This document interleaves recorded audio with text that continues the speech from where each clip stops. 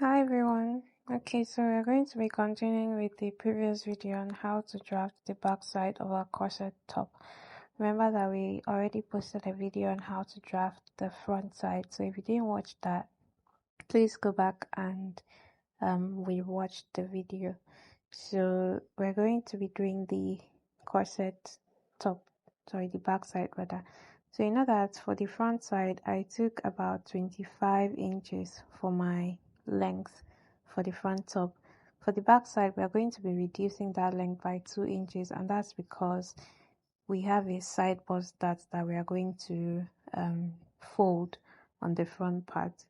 So in order to make sure that the back aligns with the front, we're going to measure the front. What we have in the front is 25.5 rather. And so because our dart is 2 inches, we are going to make sure that the back side is 2 inches shorter, so that when we hold the front side, the dart on the front side is going to match up with what we have at the back. So since the front length is 25.5, we're going to be using 23.5 at the back side. So if you're not making use of any side bust dart on the front, please ignore this. Make sure that your length is aligning with your front pattern. So the length we are going to be using for this is 23.5, and I'm going to mark that out. So after the length of the top, we are going to mark out the length of the half length. So for the half length, you are also going to be reducing your half length by 2 inches. So for the back side, we'll reduce the length of the top by 2 inches and also reduce the length of the half length by 2 inches. So I use 18 inches as the length of my half length for the front. For the back side, I'm going to be using 16 inches, if you notice that. So whatever half length you used for the front side, if you know that you used a side post that for the front, please for the back side reduce your half length measurement by 2 inches. So I'm just going to mark out the shoulder line, the bust point. The bust point is going to remain the same. No need to extend your bust point.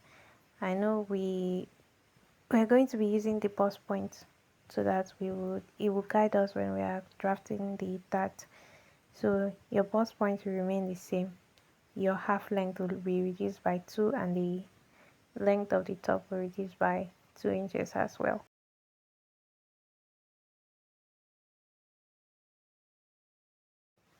Okay, so we repeat the same thing we did for the front. We take our shoulder measurement, shoulder slope, then we'll go down, take our chest line. We'll maintain the same chest line as the front for the back. And then we'll do a little shoulder or armhole deepening as well. Then we'll take our bust dart. The bust dart is still 4 inches. We maintain 4 inches as the nipple to nipple point. So for the back side is going to go a little lower than the front side. So still we extend the nipple to nipple line at, over the bust point so that we can get our dart. So on the chest line we'll take our bust measurements. And then remember there's no zip here. We're going to be using a lacing for this. So there's no point in putting a zip line. That's why we didn't include a zip line. And then on the waistline we are going to take out half inch from each side of the dart. Only half inch, nothing more than that.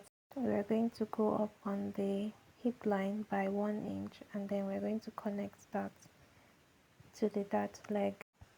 Okay, the next thing we're going to be doing is to take our neck depth. For the back side, I'm going to be using 7 inches. You can decide how low you want this to be. So I'm using 7 inches because there's still going to be a yoke, so there's no need to go so low. And my yoke is going to be in a V pattern. So I'll take the neck width, the same thing as the front, and then I'm going to connect that to my shoulder slope. And then you can decide to do a keyhole for the back side. You can decide to do whatever shape of keyhole you want to do for the back side. And then I'm going to be cutting out a little bit from the middle part of my pattern. So I'm just going to be marking half inch from the folded part. I'm going to go in by half inch, and then on the hip line I'm going to slant it to the folded part of the hip line. I'm using only half inch because I'm not going to be using any modesty panel. There will be no padding at the back because I want it to close. I want the holes in the back to close.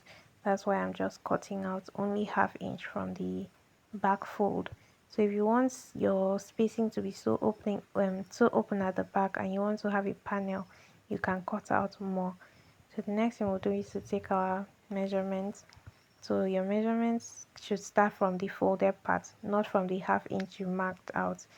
So because we're going to be cutting out that and it's going to reduce our measurements, our waist measurements. So just from the folded part, take your horizontal measurements. On the hip line, I'm taking my hip measurements. I'm going to add 1 inch for each, same thing I did with the front.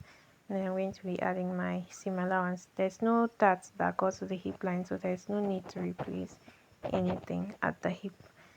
So just mark out our measurements like that and connect those points. So that is all for the back side. And then you can label your parts. You can also label the pieces of the back side. Label both up and down because most times these pieces, the upside can look the same as the lower part, so that you do not switch them. So label up down, piece 1, piece 2, even label the yoke. Okay, I forgot the deepening at the armhole. For the back deepening, I only use half inch, while the front I use 3/4 for the armhole deepening. So I think that's all we have, and we are going to now cut out our pattern.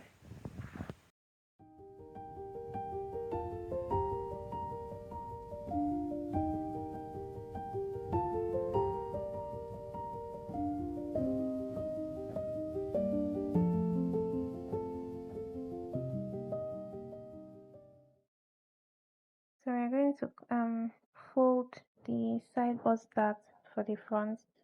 We're just going to fold that part and pin it down. You can put it down with your masking tape or cello tape, whatever it is you have, but I don't have any of that, so I'm just going to be using a pin to pin it down.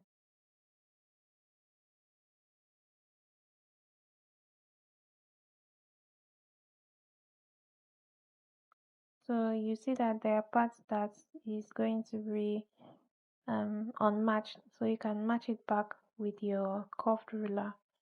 You can just connect it back so that when you cut out you have it equal.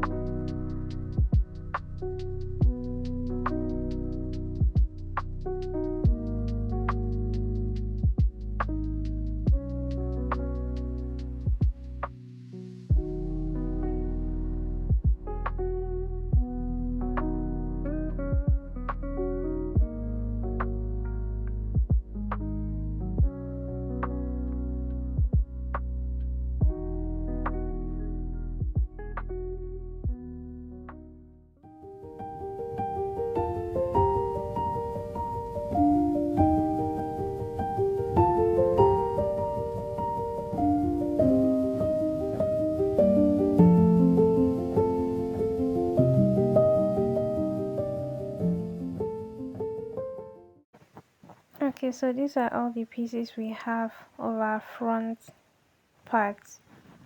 So we're just going to try and match our yoke. So we'll put the two sides of the cup together, put our yoke on top, and make sure that the yoke matches. You know that we had 2 inches of that in the front side, so our yoke is going to be longer than the front side, than the cup rather, after you've cut out your 2 inches of that. So the yoke is going to be longer. So we're going to place the yoke side by side by the cup. And then you know that in the front side we reduced the yoke by 2 inches. We made sure that the yoke started from 2 inches away from the middle the other cup, and so that's what we're going to be doing. So mark out 2 inches away from the middle of the yoke and then reconnect it to the upper part, to the neck width. So when you put it together, we have our yoke exactly where we want it to be. So please always cross check this point and make sure that you have your yoke exactly how you want it to be. So we're going to proceed to cut the back side.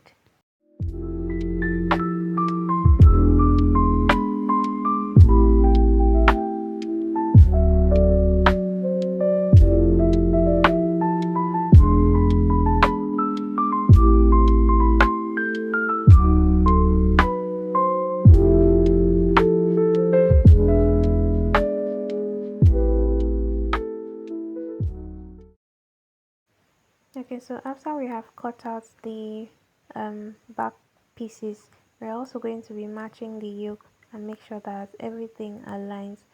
So our yoke is a bit longer than the back piece, so we are going to just trim that out a bit. The next video we are going to be putting up is a video on how we use a laminated foam to pad the bustier of our corset. So if you want to see that video, please turn off your notifications so that you'll be notified when we post it. This is all we have for this video. Bye guys.